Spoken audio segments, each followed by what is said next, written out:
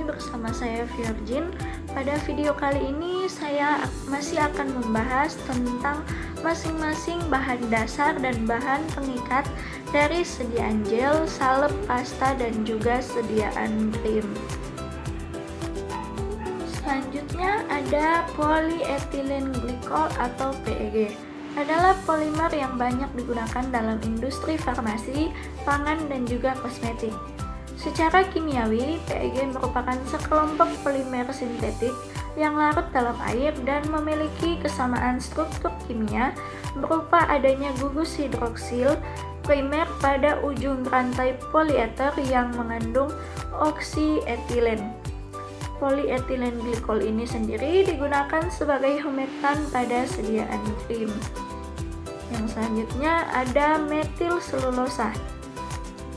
Merupakan bahan matriks hidrofil yang dapat mengendalikan pelepasan kandungan obat di dalamnya ke dalam medium pelarut.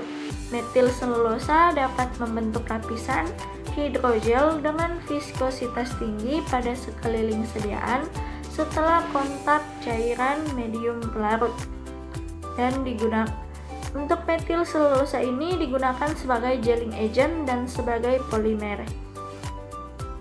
Selanjutnya yang ke-17 adalah polyvinyl pyrrolidone. Merupakan polimer sintesis yang larut dalam air dan memiliki sifat antiseptik karena merupakan bentuk kompleks dari yodium.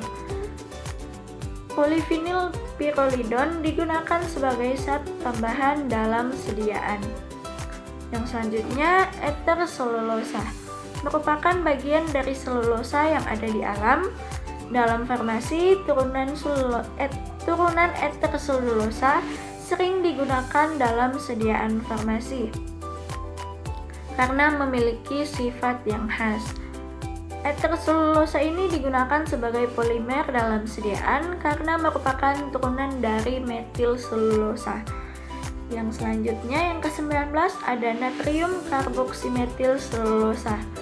Merupakan suatu senyawa turunan selulosa yang berperan sebagai suspending agent untuk meningkatkan kestabilan suspensi. Natrium karboksimetil selulosa ini digunakan untuk memberikan kestabilan pada produk dengan cara meningkatkan viskositasnya dan digunakan pada konsentrasi 3% sampai 6% untuk menghasilkan gel yang digunakan sebagai basis pada sediaan pasta dan juga krim. Yang selanjutnya ada pati. Pati atau amilum adalah karbohidrat kompleks yang tidak larut dalam air, berwujud bubuk, putih, tawar, dan tidak berbau. Yang paling sering digunakan adalah pati atau amilum jagung. Pati ini dapat dijadikan sebagai basis pada sediaan pasta. Yang selanjutnya ada naphthalum. Naphthalum merupakan salah satu contoh zat berkhasiat pada formulasi sediaan salep. Naphthalum dapat larut dalam salep, dalam sapo kalisus. Jika tidak ada sapo, dikerjakan seperti camphor. Yang selanjutnya, yang ke-22 adalah self-emulsifying waxes. Adalah kombinasi dari campuran lilin dan pengemulsi bebas PEG, yang berarti dapat dengan mudah ditambahkan ke fase air dan dipanaskan hingga kira-kira 80 derajat Celcius untuk peleburan yang lembut. Termasuk di dalamnya ada cetyl steril alkohol, adalah campuran alkohol yang sebagian besar terdiri dari cetyl dan steril alkohol dan diklasifikasikan sebagai lemak alkohol.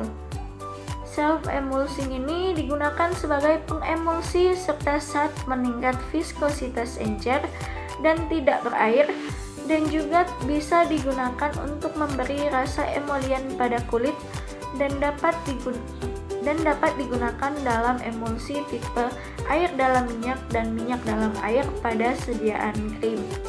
Dan yang terakhir ada hidrokarbon etil selulosa atau hidroksietil selulosa adalah turunan dari eter selulosa, yang artinya adalah non-ionik yang larut dalam air dan higroskopis. Untuk hidroksietil selulosa ini digunakan sebagai agen modifikasi viskositas pada sediaan mata dan topikal. Baik, itulah pembahasan dari saya tentang bahan dasar dan juga bahan pengikat dari sediaan gel, salep, pasta, dan juga krim. Untuk sumbernya, saya menggunakan Pharmacope Indonesia edisi 3 dan juga edisi 4, dan juga saya googling. Mohon maaf jika ada salah dalam pengucapan. Jika ada kritik atau saran atau yang ingin menambahkan, silakan komen di bawah ya.